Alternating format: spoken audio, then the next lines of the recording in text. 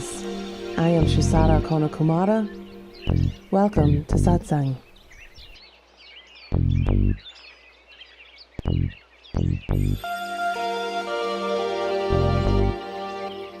You are beginningless.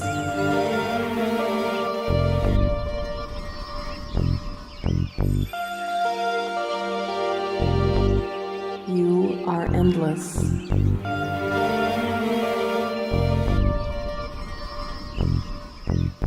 You are divine.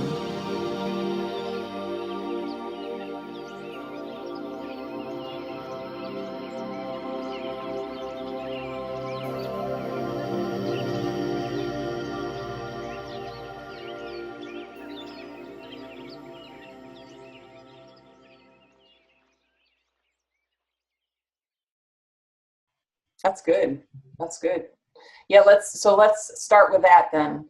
So in this level of advanced spiritual work, it's a very interesting line that we have to walk. We walk on one side from the space of kind of, mastering this paradigm of opposites, right? And you're here as seeker to literally master being here. So that is more of a psychological process, really, than what you would think of as a spiritual process, right? Simultaneously, we're also being called to view everything that's going on here from the highest light, from the highest level of truth that we've been subjected to so far or introduced to so far, even if you haven't integrated it personally. You're still being asked to hold that and do your absolute best to function from that in everything. So here's an interesting paradox, huh? It's like on one side, I'm supposed to live kind of above the world, but simultaneously master being here and living here in the world.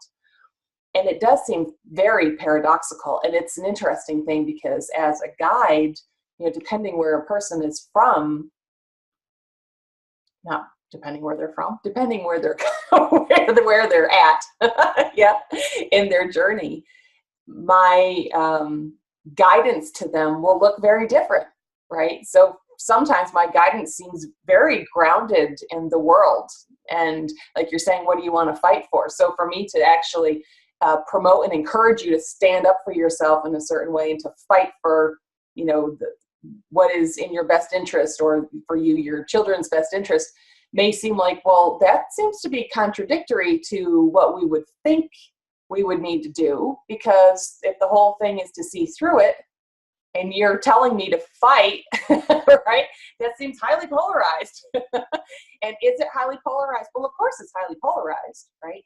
But in this paradigm that you're being asked to master, it serves its place.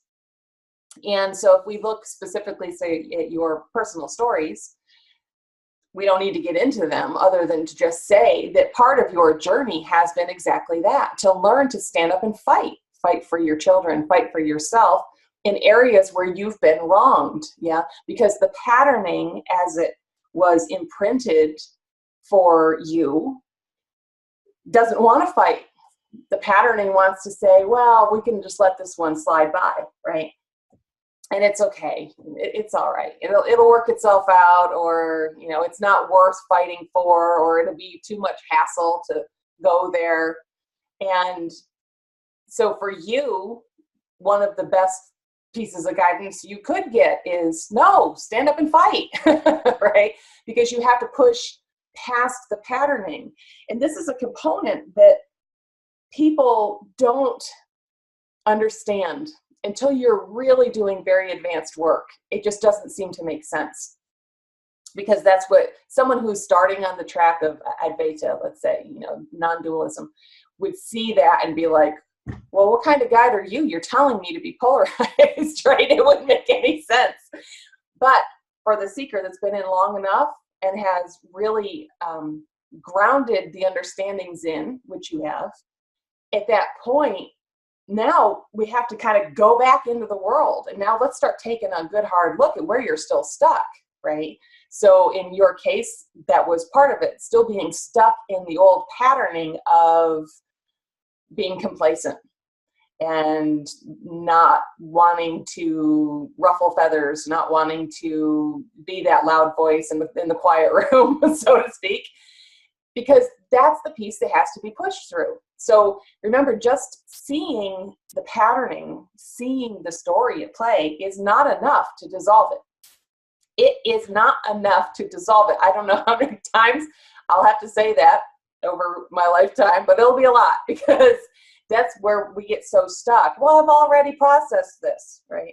I've already seen this before. I've seen this 1,000 times. I've worked on this over and over again, and it's still kind of coming up. Well, yeah, because you've done some mental work around it, but what have you done to change it in your world, right? And that's where push comes to shove for most seekers. It's one thing to get in and to, do the challenging work of being super honest with ourselves, super objective about what we see running, being able to see into a level of the unconscious where we're actually witnessing things that we would rather not witness about our own psyche. That's one thing. And now to take what we've seen and to take the understandings that we carry and to apply them in your life is a totally different level of work and far more challenging.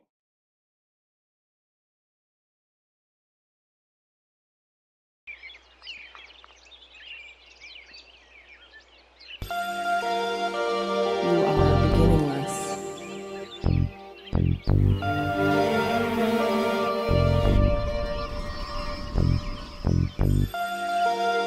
You are endless.